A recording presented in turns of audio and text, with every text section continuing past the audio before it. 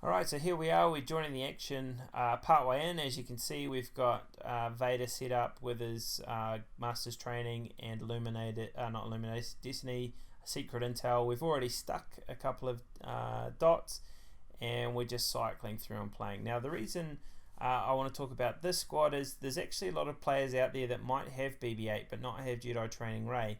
The real falling over point for a lot of people was the veteran Han and the veteran Chewbacca, but BB-8 himself or herself, non-gender specific here, needs First Order to acquire. So getting BB-8 isn't nearly as hard as getting Jedi Training Rey in terms of farm and things like that. So if you have a BB-8 and you don't know what to use BB-8 for, you can plug it into this Vader setup and it works quite well. BB-8's Secret Intel gives you 25% potency, so you don't get quite as much potency as you would get from potency up care of Bodhi or Kit Fisto, who we'll get to a little bit later. But what you do get is you get that 25%, so if your Vader has high potency, you've got pretty reliable stickability on his dot, and then you get the added bonus of when the Illuminated Destiny procs, huge amounts of damage out of Culling Blade and Execute. So as you can see, we're just working through that now. We've used Execute probably prematurely, but now Illuminated Destiny is up. We can basically launch into the to Nihilus and do real big significant damage.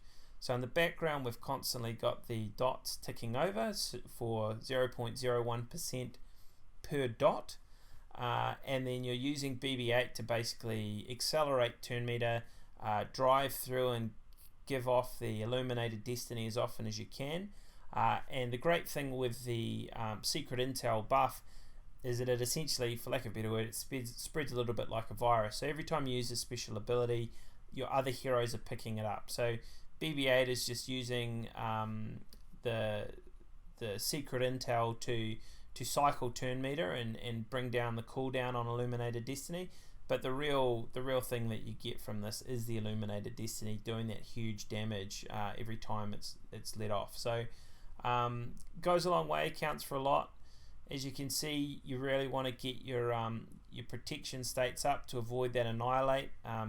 Any success in these phases is all about that phase specific mechanic and getting it right, getting your timings right.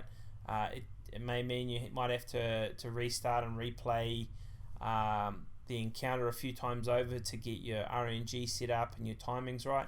But as you can see at the moment, we're just sort of melting through the last few percent of Darth Nihilus here. This actually, you will probably get a higher damage yield using BB-8 over someone like a Bodhi or a Kit Fisto. And that all comes down to the Illuminated Destiny and the added damage that it gives you. So as you can see, good amount of stacks when Nihilus is stealing the buffs on using his basic off whatever hero he attacks. That's just even more buffs for Boba Fett to kill off with his Execute. So it's a really great mechanic. It works really well for you in terms of creating an environment in which you can push through a lot of damage in your allotted time frame. So as you can see, with push phase here, it does give, I guess, a little bit of a wonky or inaccurate damage output at the end, because obviously we'll get a little bit of bonus damage, probably not much with only one hero remaining now. And it's just Boba Fett, but he's pretty robust at the moment. He can take a couple of shots. So we actually didn't do any damage to Sion there. So that number that we're seeing on the screen is a fair and true representation of what we put through having BB-8 subbed in Bodhi Rook's place. So as I say, it's a really good squad to use if you maybe don't have everything and you want to look at subbing in BB-8 and making use of BB-8 in the Sith raid without maybe having Jedi Training Rey. Alright, and then so the last squad we've got, the last one we'll touch on in this, for lack of a better word, trilogy of variations will be in the Darth Traya Phase 3, and we'll make use of one last hero that deploys the potency up, and that's Kit Fisto. Alright, so Kit Fisto, old octopus dreads. Not a very, I guess, common hero, not a very popular hero. I can't even remember how long I've had him at 7-star, but it was one of those ones. It was kind of more just an OCD farm, that being an obsessive collective disorder farm. But as it turns out, good for something in this world. So with Kit Fisto, the ability we're working around is his Turn the Tide ability. The Turn the Tide is an AoE against the enemy, which will apply potency up to all allies for 3 turns. So it's a really, really useful ability to use in this Vader squad, going through what we sort of previously discussed. So Kit Fisto in the Bodhi Rook BB-8 place. And in this phase we're going to do Darth Traya, and the reason we're going to do Darth Traya is just so to show you that sort of you can use this in more than one phase. And the Darth Traya phase is a little bit different. It's kind of turned on its side. So this squad I've called the Against All Odds squad, because it is an odd squad, and that's taking after a Phil Collins classic for those people that were born in the 80s.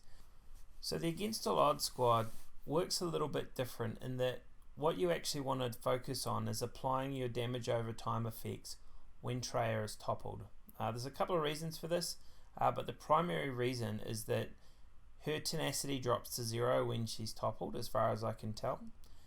So what that means is if she's toppled and you use Force Crush and you use Sidious's AoE and even Boba Fett's basic, you have a really good chance of those effects landing while she's toppled. Now as you go through the fight, and every lightsaber that you kill, she gains an additional 10% tenacity. This becomes important late in the encounter, when after the lightsabers have been killed, let's say 3 times or even 4 times, her base tenacity will go up to over 120%, which means it's going to get increasingly difficult to land the damage over time effects. So with that in mind, what you're trying to do in the encounter is create a situation, whether by using a squad that you run in ahead of time, let's say Mick Mole's Chex Mix squad or something to that effect, where you're able to break up the cycle and you're able to potentially kill off 2 of the lightsabers ahead of time. Using that means that you might only have to kill 1 lightsaber to topple Traya, which means she only has 10% base, which might buy you 1 more topple cycle to land dots. But essentially the goal is to land as many dots as you can in the first 3 topples. In a perfect world, between Vader, Sidious and Boba Fett, you might be looking in the 10 to 12 damage over time range. On a fantastic run that could go as high as 18. Obviously every single damage over time effect you land grants you 0.01% damage every time Traya has a turn. So the more you get on, the better, particularly if you can stay alive for a while. Now the other great thing in this mode, this phase, is when you choose to stand alone. So as you saw just there, Boba Fett standing alone and executing. What he's doing is he's drawing on the attacker status of Kit Fisto, of Darth Vader and of Darth Sidious. So he's actually got a huge amount of bonus damage coming via the standalone mechanic. As the bonds of weakness grow on your heroes and on your squad, as we push deeper in, you want to give yourself the opportunity to get both Vader and Boba Fett standing alone with Culling Blade and Execute up and available to them when they're standing alone. And by doing that, what you're creating for yourself is a scenario where you can have, I guess, one last ginormous hit on Traya before it essentially all goes to custard and your whole squad is killed off one way or the other. So what we're doing here in the topple phase is we're just trying to manipulate it in such a way that we get Vader set up for one last hurrah with his Culling Blade. So as you can see, I didn't use the Culling Blade there, although I could have. I'm going to allow myself to go through the topple phase all the way and basically just try and to hold on for the last couple of turns so that I can then turn standalone mechanic on for Vader. So we're at 94%, we'll have to go through one more round of turns. But I can then use his standalone to basically leverage off whoever is left and their damage and their attack to hopefully do a little bit more damage right at the very end. So at this stage, you know, there's not much coming back from here, unfortunately.